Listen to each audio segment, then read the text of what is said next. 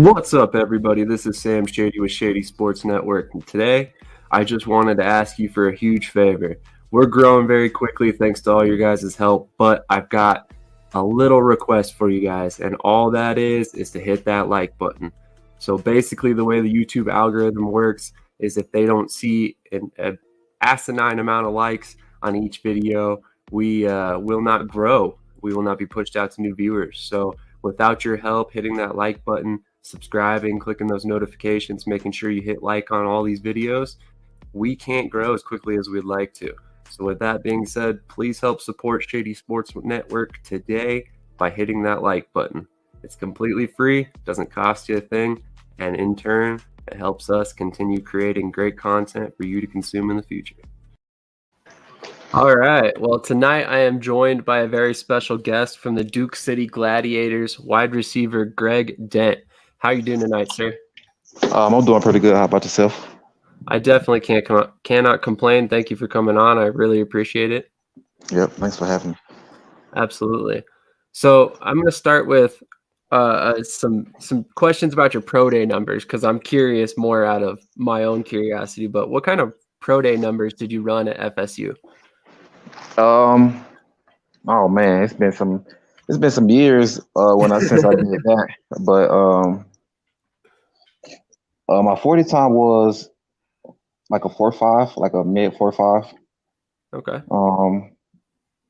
My reps with the 225, I think I did 15 times. Very nice. Yeah. I don't really remember the numbers with my shuttle. Oh, you're good. You're good. Yeah. Like I said, that was more for my own curiosity because I couldn't find the numbers anywhere. I got you. And seeing you play on the field, you seem a lot faster than a 4.5. I would not have guessed that, to be quite honest. Yes. Well, most people tell me I have like field speed. Okay, that makes sense. I'm not much of a like when I'm sprinting. I guess I'm really not putting. I guess I'm thinking too much when I'm like actually just sprinting compared to just playing football. So when I'm playing football, it's all like it's just natural. That makes sense. I definitely can understand that. So I noticed during the process, kind of preparing for FSU's pro day, you actually worked very closely with a former Miami Dolphins great, Chris Chambers. What did Chris teach you about route running in particular? Oh man, he basically taught me a lot. Just making sure I'm crisp on my routes. Make sure I'm getting out of my cuts and everything.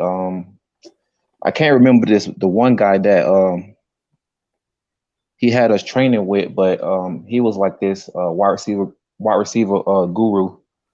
So he basically was teaching me how to put my toe in the ground and how to accelerate out of my cuts and everything like that. And he taught me like the different techniques on how to release off a press, because it's a lot harder when you going against NFL type guys.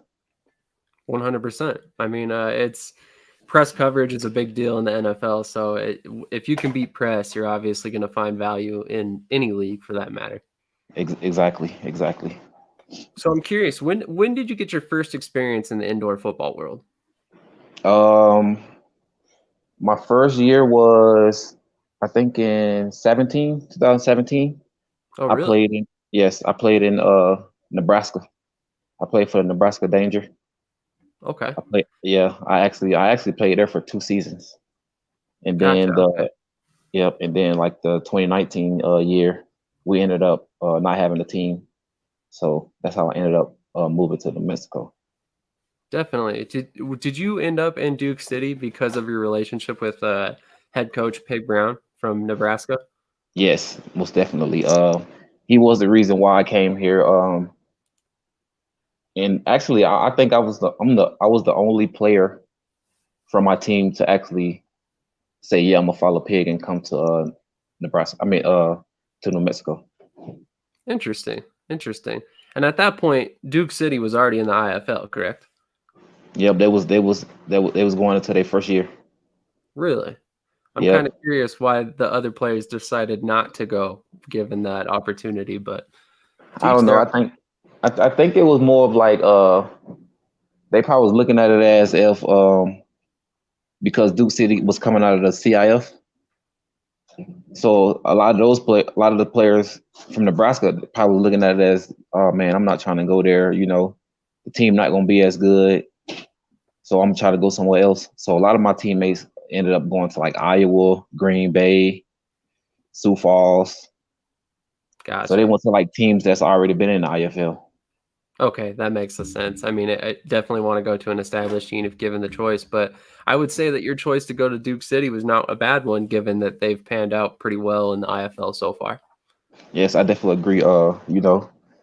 We have the best quarterback, and we had the best wide receiving core coming in. We had Della Davis, we had Nate Davis. Just having those two guys on the offense was big, and it showed, and we ended up being the number one offense that year.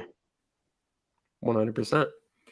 So to back up a little bit, during your time with the Danger, the last season you were there, you guys make the playoffs despite a 500 season, but you end up beating the Green Bay Blizzard. What was it like to come into the playoffs as an underdog but end up winning the game? It feels good, and it puts that chip on our shoulder, knowing that nobody actually think that we was going to go out there and win, and we just had to basically believe in ourselves, and just stick together. And once it hit fourth quarter, the 0-0, we ended up being up and we ended up winning that game. Definitely. So how did the rest of the playoffs go for you? I know you guys ended up losing ultimately, but I mean, how did the last game go for you? It went okay. Because my last season there, we actually was going through like a kind of like quarterback situations and stuff. So it wasn't the best situation, but we just had to make the best out of what we had. Absolutely. We got somebody chiming in the comment. We got Gina Thomas saying, let's go. And my brother Dent from Vinny Gregory. Oh, Vinny. Yeah. Vinny, I appreciate that. Gina as well. So in 2021, you play in 9 games, catching 13 passes for 194 yards and 4 touchdowns. You averaged the most yards per reception on the team while also returning kicks. You had 20 kicks for 352 yards, a 17.6 yard per return average, which coming from the outdoor game may not seem like much, but when the field is only 50 yards long, that's a substantial amount of yardage each return. So I just wanted to point that out. Yeah, exactly. Sorry, go ahead. Oh no, I was just saying exactly because the field being so small, and just getting those extra yards, at least between 17 20 yards, is a big difference because you getting those yards, you already like half the field. And with me, I was a returner, but I was more of like the up man, so I was the one catching all the squib kicks and everything. So, and I'm pretty good at doing that. So as soon as I get the ball, I automatically just take off and don't even really worry about the blocks. Just trying to basically just get my offense in good field position. Definitely. So we got another commenter, Greg Nino Hancock, a defensive back for the Tri-City Rush. One of his teammates, wide receiver Mo Strong, actually just signed with you guys. So you guys should be definitely very interesting to watch pair up this season. Oh yeah, for sure. So anyways, I wanted you to talk to us about your individual and the offensive performance as a whole during that 2021 season. What was it like being a part of that record-setting group? Oh man, it was great because a lot of people doubted us just because it was Duke City. They was coming out of CIF. Our actual first season, we did pretty good, which we actually should have won that game in the playoffs against Arizona, even though I didn't play, but as far as this past season, it was pretty good. Definitely. So as you spoke about, you return to the Gladiators for the 2022 season, and you go from 5th on the team in receptions, yards, and touchdowns to 3rd in receptions, yards, and tied for 2nd with 15 touchdowns this season. With Della Davis, as we know, being released late in the season, do you expect a much larger role in 2023? Um, I think I already had a big role. Delo is Delo. He does what he does. He's a great wide receiver. He's a great return guy. But as far as when it comes to me, I'm like I play offense and defense, and I do special teams. So just having all of those already like kind of like put me at a point where I'm looked upon way more. 100%. 100%. So the Gladiators are attempting to return to their winning ways. They turned to Sherman Carter as the head coach prior to last season. Carter was part of the championship victories by the Gladiators in the CIF as a player. What does it mean to you to play for one of the players that helped build Duke City into what it is today? It feels great. Sherman Carter. He's a NFL caliber guy. So he knows a lot about football. So just being under his guidance and just listening to what he has to say is big. I just take everything that he says and just implement it into like my life, into my game. Definitely. How encouraged are you about the direction that the Duke City Gladiators are headed in the future? I think we actually headed in the right direction because them coming out of the CIF and being into the IFL 2 years, we made it to the playoff both years. Even though we lost against the same team, but it just shows that every year we're gonna at least be in the playoffs and we're gonna give you our all. Definitely. What's the ultimate goal in Duke City? I mean, is it to win a championship in 2023? Oh yeah, for sure. It's always to to win a championship, but sometimes it don't happen. But I'm more. I like the connections that I meet with a lot of different like a lot of the different guys from different states, and so I'm more excited about that, and just getting that relationship with new people, and just building that bond, and just being able to go out there on Saturday and just be out there and just play for my brothers. Definitely. Definitely. So one of the things that I sincerely really love about Duke City, and this is one of the things that I've talked to Gina off camera about, is that she has a tendency to keep players involved with the team long after their playing career. Do you see a role for yourself within the Gladiators after you're done playing? And if so, what would you be interested in doing? Honestly, I'm not sure because once I'm done with football, I'm thinking about getting back into school and be a vet tech. So after football is over with, uh, I'm looking forward to going to deal with animals. So she could probably help me out with getting into like some type of veterinary school or something like that. But as far as like being part of the team once I'm done with football, I'm not sure. Interesting. Interesting. So what do you like about dealing with pets? Just everything, just being able to just to take care of them. Right now, I work at Pet Paradise, so I deal Okay. with dogs all day, and that's basically just like my starting point right now. Just being able to get that experience, just dealing with dogs, and then from there, I'm gonna try to move on to either going to like the animal shelter or trying to get a job into like a veterinary and be a vet tech. Very nice. Very nice. I like that a lot. I'm a huge dog person myself, so to hear you are taking care of them in your free time, that's awesome. Yep. So, So talk to me about the fan base the Gladiators have. What is it like on a typical night at the Rio Rancho Event Center?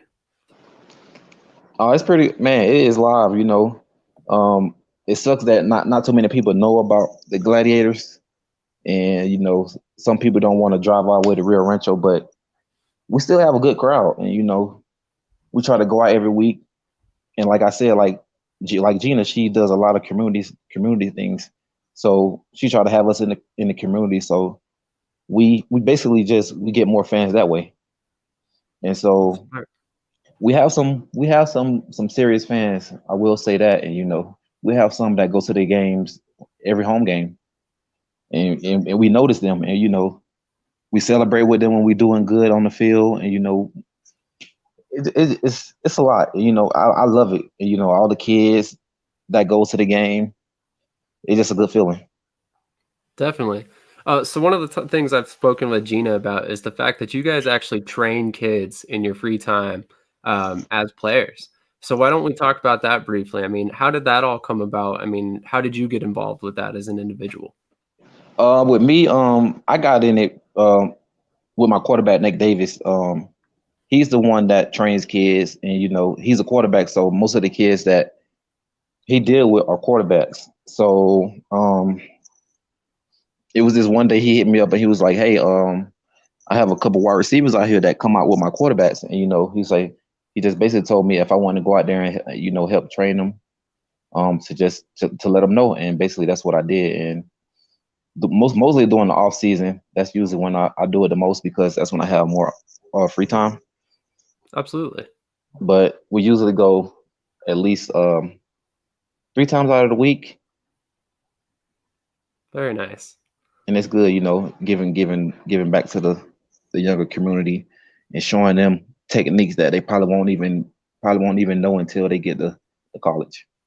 Yeah, 100%. I mean, that's valuable experience for those kids. I mean, they're getting to play with professional football players, and that's not only is it a valuable experience for those kids, it probably means a lot to them. I mean, I'm sure that they're going home, they're telling their friends, "Hey, I got to play with Greg Dent and Nate Davis. They're on the Duke City Gladiators. We're gonna go check out their game this weekend." I can only imagine how those kids just get so much excitement out of playing with you guys. So I really like that you guys are all tied into that, it seems like. Yeah, definitely. Yeah, we definitely have to, give back to the kids, keep them going, keep them motivated. Definitely. That's our future right there. Yep, yes, sir. So, what are your individual goals for the 2023 season? Um, Basically just, go out there and win games really when it all come down to it. Um, I really don't try to think about like my individual goals because I'm a team player and I try to do the team things first. That way my accolades will come with due time. So yeah. I like that answer. I like that answer. Team first type guy. That explains a lot. I mean, like you spoke about earlier, you do a little bit of everything. You play offense, you play defense, you play special teams. So it's very clear to me that the team comes first before you as an individual. So Yes, definitely definitely. got Can't be a lots of selfish player respect for because it that. will show. Definitely. So, what drew you to return to the Gladiators for a third season?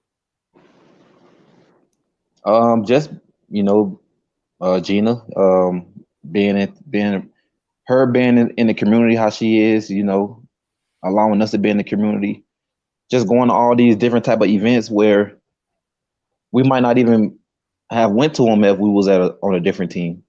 So just being around her and her giving us that experience to be around different people that's outside of football. Absolutely. I mean, definitely that can be a huge value to someone like yourself, like you spoke about, who has aspirations outside of football after his career. Yep, yep. So That's a it definitely brings connections. definitely. Networking is important in every career. It doesn't matter what you do. So definitely Yep. a huge asset for players like yourself. Lorenz Stefan is checking in. He says best two-way player in the IFL. I would have to agree on that front. my Um, boy, so my boy Remus. Definitely. Everybody loves Lorenz. Such a good dude. Yep. Um, I'm curious, how do you approach leadership? Are you a vocal leader in the locker room? Are you a guy who kind of just leads on the field, or how does that work? Yeah, I'm more of a lead on the field type person. I never been vocal. Never. Like from high school on up to here. I just think that like it's not my place. I feel like if I show that I practice the same way, I go into the game, I do the same thing, then I think that my teammates will feed off of that. And I'm not saying that there's something wrong with being that vocal leader, but I like to lead by example. And if I feel like you can see me going out there doing my best, giving 100% every day, then it should feed off onto you, and then it should feed off into my other teammates. Definitely. So we talked about how you're a team first type of guy. How do you approach the younger players on the roster? I mean, are you getting them under your wing, teaching them the ins and outs, or how do you approach that situation? Um, I will say it get a little stressful sometimes because they are new, and there are some things that I know that they might not even know. Some people come into the IFL and still think it's outdoor, and they still like run 100 miles per hour, or they running straight instead of like doing stems and like doing all this other type of motions. That way you can create separation. So as far as like with the younger guys that was on my team, I try to be a calm, and I try to explain to them like what I see compared to what they see, Yeah, and I feel like it helped some of them, like Vinny.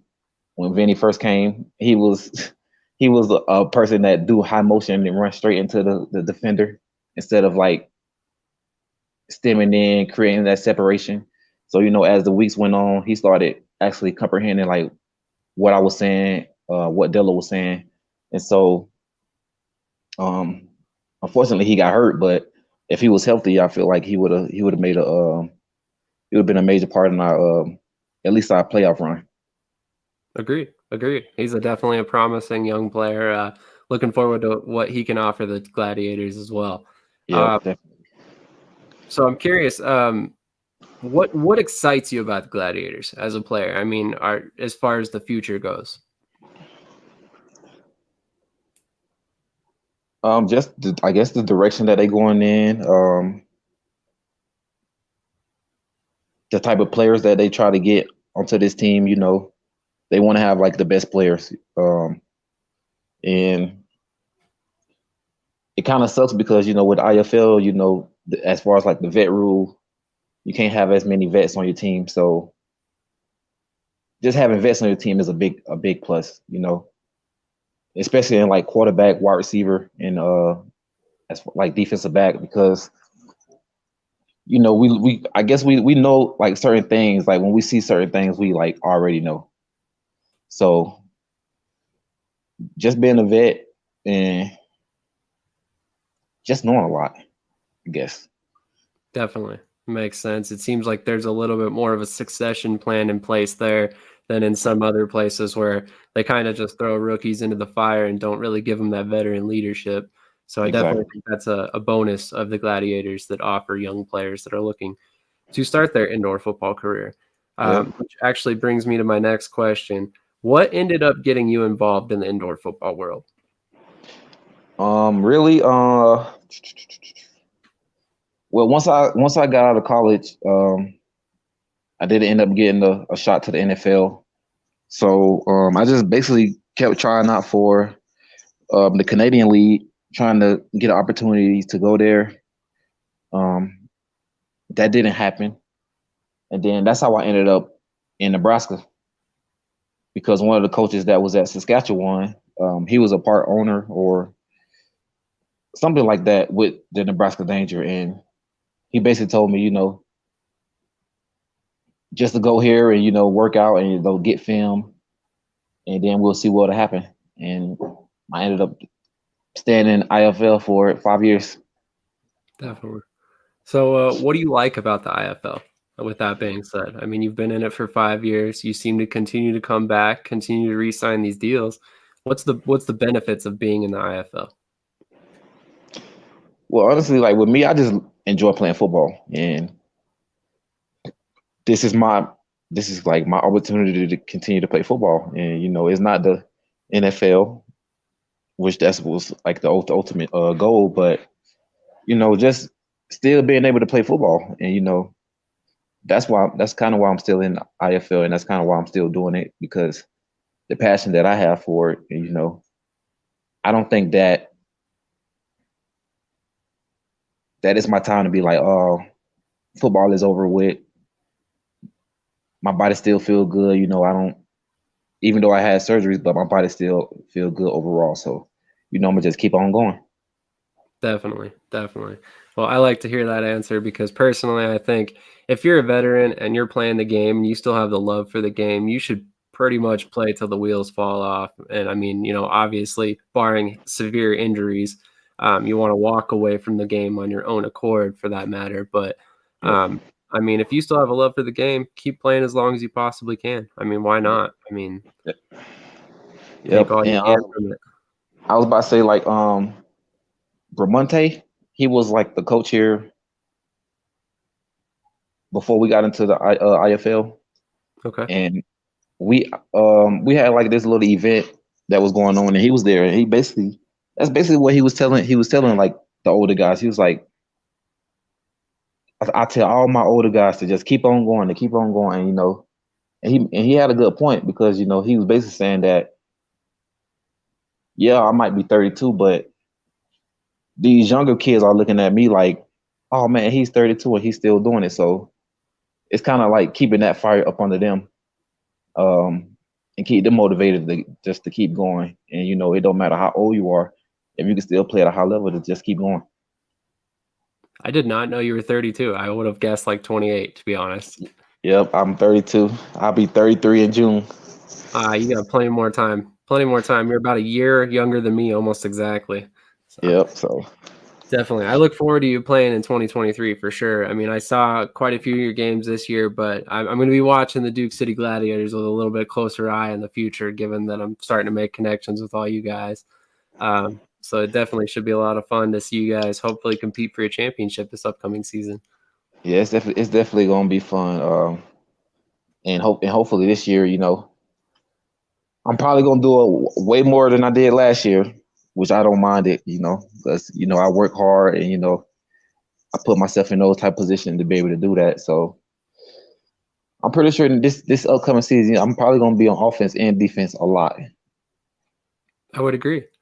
And that So actually brings me to my last question. Uh, I'm actually going to ask you on both sides of this question. So, who is the toughest defensive back you've ever faced as a receiver, and who is the toughest receiver you've ever faced as a defensive back in the IFL? oh man. Perfectly okay if you say teammates. I'll allow it. Oh man, I can't say my teammates because, well, we practice too much, so it's like cheating. That's true. It's like they know like once you practice with me so much, it's like you already kind of know what I'm doing. But honestly,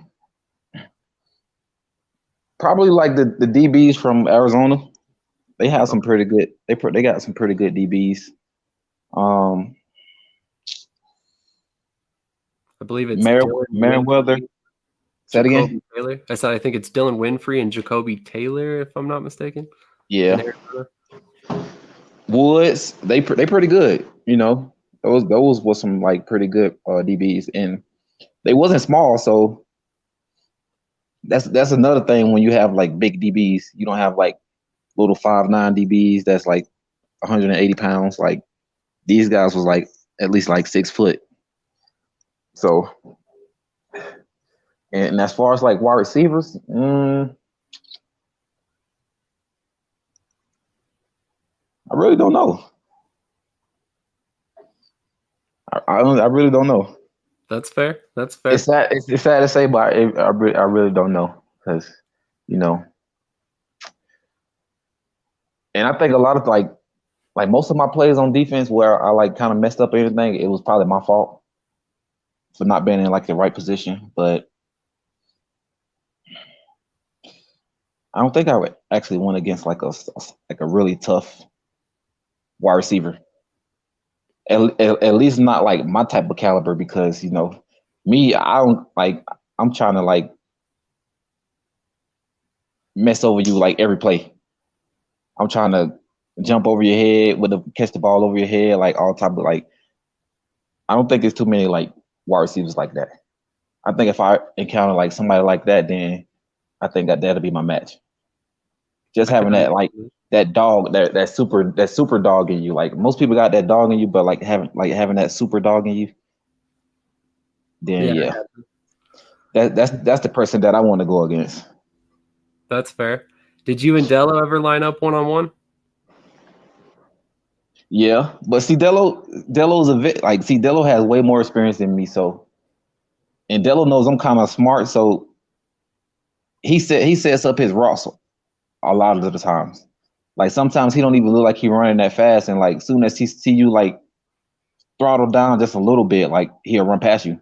So there's been times where I break up passes from him, but a lot of times he do catch the ball, and and that probably could do with the fact that I try to be a team player, and I'm not trying to like dive all over your back and like try to knock the ball out your hand because it's not a game; it's on the practice. Yeah, I just want to be in the right spot at the right time. So definitely. Definitely. Well, it's been a lot of fun having you on, Greg. I really appreciate it. I'm going to let you get to the rest of your night, man. Thank you so much for coming on. And I'd like to have you back on maybe right after you guys win the championship this year. oh yeah, definitely, it sounds good, man. I will be ready. Just let me know. Sounds good. I appreciate it. And have a Yep. great night. Thank you so All right, much. man. Same to you. Absolutely. So once again, guys, that was wide receiver and defensive back, as well as kick returner Greg Dent of the Duke City Gladiators. Once again, just an awesome guy to talk to.